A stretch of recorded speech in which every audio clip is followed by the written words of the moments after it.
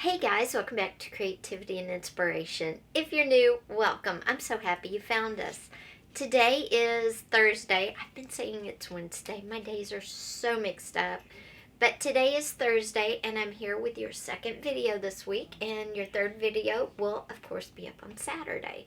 I hope your week is going good. I hope if you're in this weather, you are staying safe. It's crazy. It's storming again today, and my roads are all flooded around my house. It's nuts. But I have a great video for you to do if you are stuck inside like me. So why don't we just jump into this video? Today we are making custom paper, but without the mess, which means we're not making the mush paper in the blender and sieving it and all of that. We're doing something a lot easier, but it's still pretty cool. At least I think so. This is what I do to make creative papers for my journals. And since I'm working on my denim journal, I thought I'll bring you along while I do some. Okay guys, so the paper that we've probably seen the most, you've probably seen it, I've seen it, is where you take bits and pieces of different types of papers. It can be strips of paper. This is cardstock. You can put in coffee stain papers, lined paper, printer paper, whatever you have that you want to mix together and create your own papers. And that's the most common thing I think we see all the time. We'll do this at the end of the video. Yes, I teased you with that. We'll make a couple of Franken papers at the end. But what I want to share with you are the ones that I make that I'm the most excited about. And that is using a napkin, because I have a ton of napkins that honestly, I don't know what to do with. I mean, you can only decoupage so much, right? But I came up with a creative way to create a page for my journal. And what I do is I take a napkin and I match it with a piece of fabric. In this case, I'm just using plain cotton fabric, linen fabric, plain cotton fabric. And I'm going to cut, probably about a page size out, maybe a folded page size out, and I'm going to decoupage this on. So let's get busy. Have to get my fabric scissors. I don't know about you guys, but I have fabric scissors and I only use them for fabric. Now, after I decoupage the napkin on, I won't use my fabric scissors because they'll be like Mod Podge and napkin.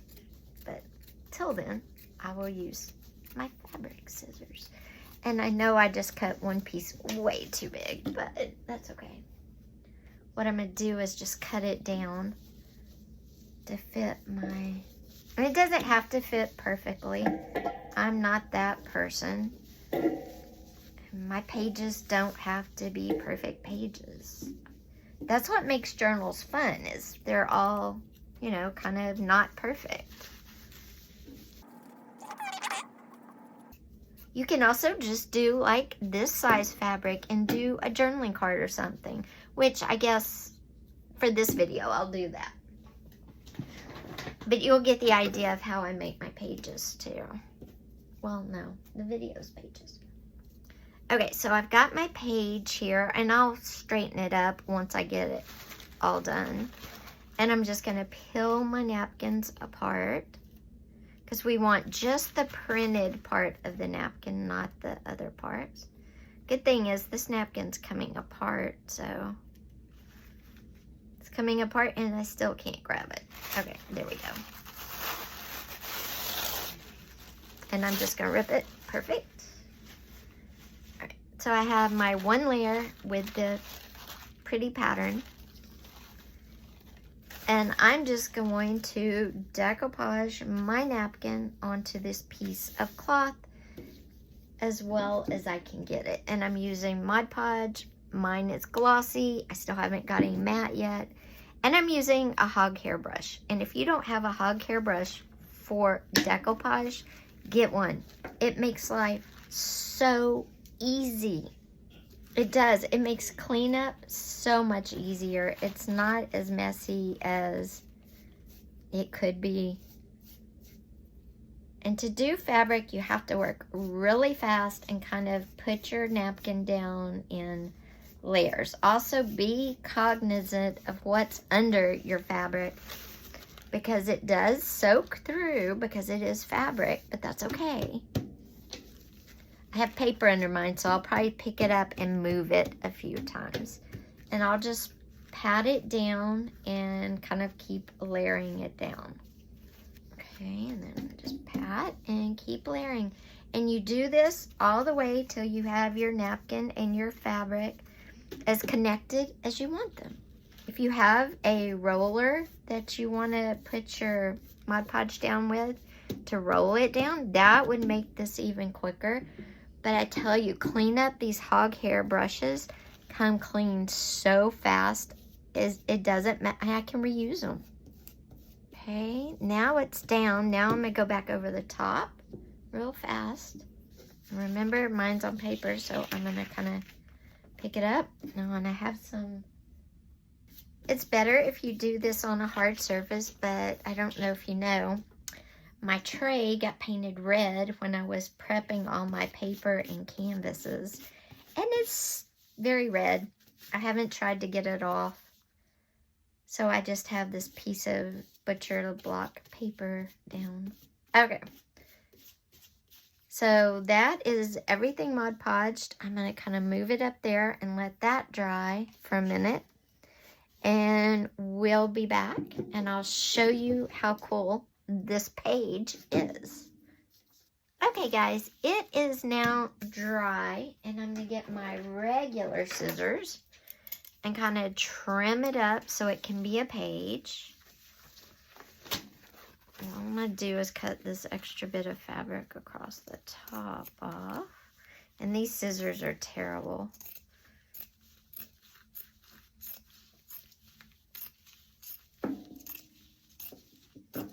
Now, if you're going to put this in a journal, I would say let it cure or dry overnight just to make sure. I hit it with the heat gun, but it is still a little sticky, and I don't want my pages sticking together. But you can sew it in a journal, and you have 4 pages now for your journal. I mean, and it's cool. You know, not everybody has this look on in their journals. You can square it up if you want. You don't have to. But because I hit it with Mod Podge, you might be going, well, I don't want to put anything I can't write on. Did you know? You can write on this. You could trace the pattern out. See? I'm tracing the pattern so you can see that it'll write. So you can write. Pen works on it, as you can see. You can write on the fabric part. You can also stamp. I've shown you videos where you can stamp on fabric and make really cool images, which I will put above. So this is one way to make a cool 4 pages for your journal, is decoupage napkin to fabric. Now I told you I'm using napkin today because I have a lot of it and I never get to use it. Another type of page I like to do, again, using my napkin and a piece of tracing paper. And you do the same thing. You just decoupage your napkin, and you can use the printed part of your napkin. But what I like to do with tracing paper, since I'm not going to use the printed part, I'll use this part I just pulled off the yellow, the flowers. And the flowers are still on this one. That's so funny. But what I like to do is take the plain part and decoupage it on my tracing paper. And it gives you a totally different look than napkin on paper or napkin on fabric. This one you don't have to go quite as fast because you are actually on tracing paper and not fabric. It's not soaking in, but it does roll up. So I'm going to get my page here, get my napkin, kind of help it not roll up by layering my napkin down. There we go. And then I'm going to just keep working my napkin just like I did my fabric, on my fabric, same way. And the thing with this, you can make it into journaling cards. You can keep it as a page for your journal, whatever you want to do with it.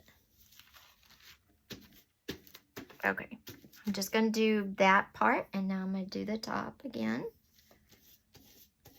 And I'm not trying to keep the napkin from wrinkling. I want the wrinkles. I think the wrinkles add a layer of interest and texture to my journal page to be, or my journal card, or whatever I'm going to use it for. This also makes, if you're an artist, this little trick also makes great mixed media, because you can then paint over it and you'll catch all the wrinkles. You can use inks over it, watercolor, whatever you want to do. Just like the fabric, let it fully dry before you go to the next step. Okay, I'm going to hit this with my heat gun and I'll be right back.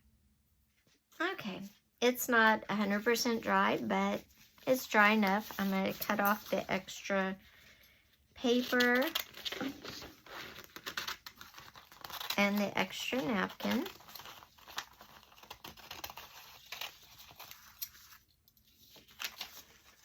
And I'm going to trim off the ends because I have a little overhang.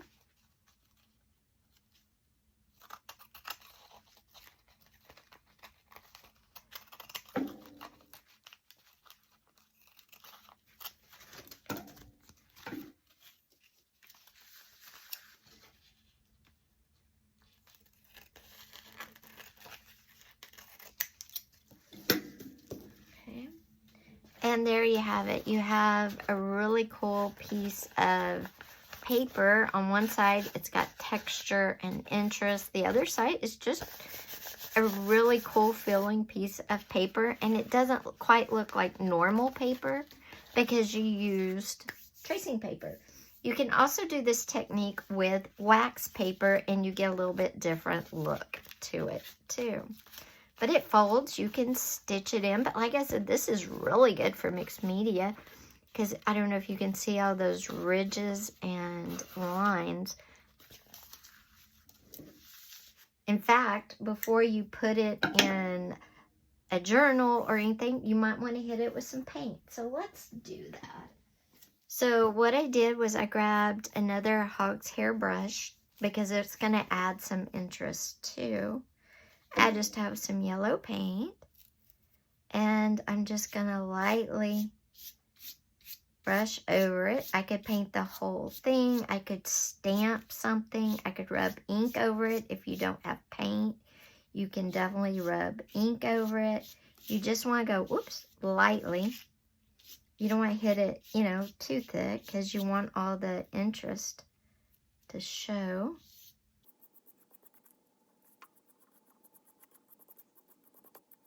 And so I've hit it darker in places and lighter in places just to show you an effect you can get by doing the napkin on the tracing paper, wax paper, and it gives you a nice different paper for journals or mixed media. Can you see all that different type of texture there?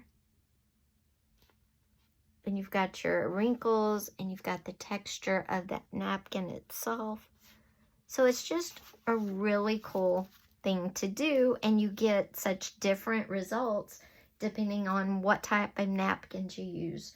You know, what type do you use, tracing paper versus wax paper. So it's just a neat little trick. Do you use the plain white part of the napkin, or do you use the part of the napkin that had the image on it? Because you get something different with that as well. You can also decoupage napkin onto regular paper, and that gives you a different kind of paper as well. Now, before we leave, let's go back to the one we see the most often, our paper strips, and let's just create a random piece of paper really fast. Okay, guys, let's come back to our strips now, and let's just make us a Franken paper. And how do you do that? Well, you can tape these together, but what looks really good is when you sew them all together. And you can just use different papers, different colors, different textures. You can make them as fat or as skinny as you want. However you see your piece of paper.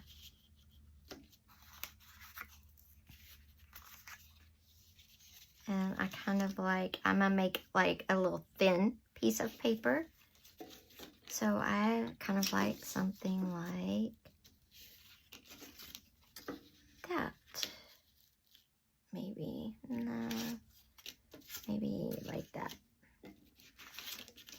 And we'll sew these all together in the pattern. We'll sew these all together the way they're laid out. And then we'll just trim off all the crazy ends, and we'll have a section that we can fold, and it can be a notebook cover, it can be a small page in a journal, it can be a tip-in, whatever we want. So let's just go sew these together real quick. And I guarantee you the pattern will change when we come back from being over there. Okay, there's our first stitch. Now we're going to come in with this and go across here. And go across in the middle.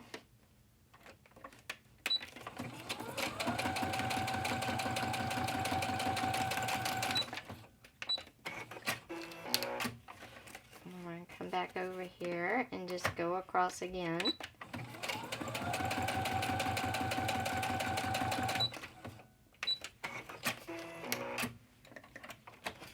And then now we're going to come in with this piece, maybe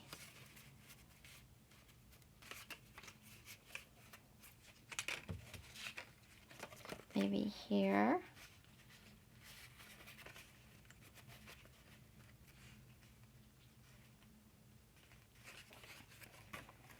You just kind of have to go however it speaks to you.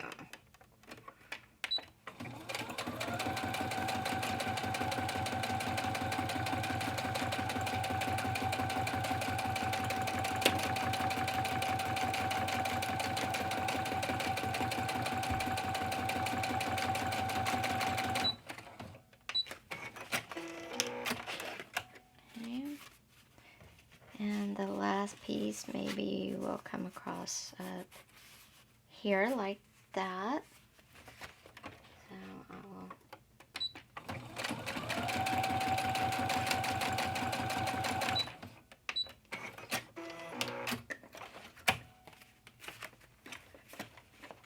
and you can mix in coffee stain paper. It doesn't have to be all scrapbook paper. It can be, you can mix in fabric with it. Let's see if we want to mix in, I have some fabric over here.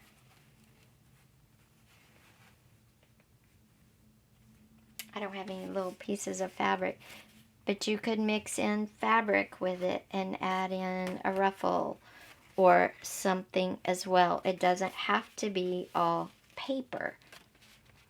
And then let's go back over there now. And then once you get however much sewed together you want, you can trim it to whatever size you want and use it for journaling cards, for pages, for whatever. This I will probably use as a tip-in on a journal page in my denim journal. It's going to be like a postcard. I will cover this side with some coffee stain paper, stitch it all together, and trim it down, and it'll be postcard size, and it'll be postcard size, and it'll be a tip-in. So that's another way to create unique paper for your journals.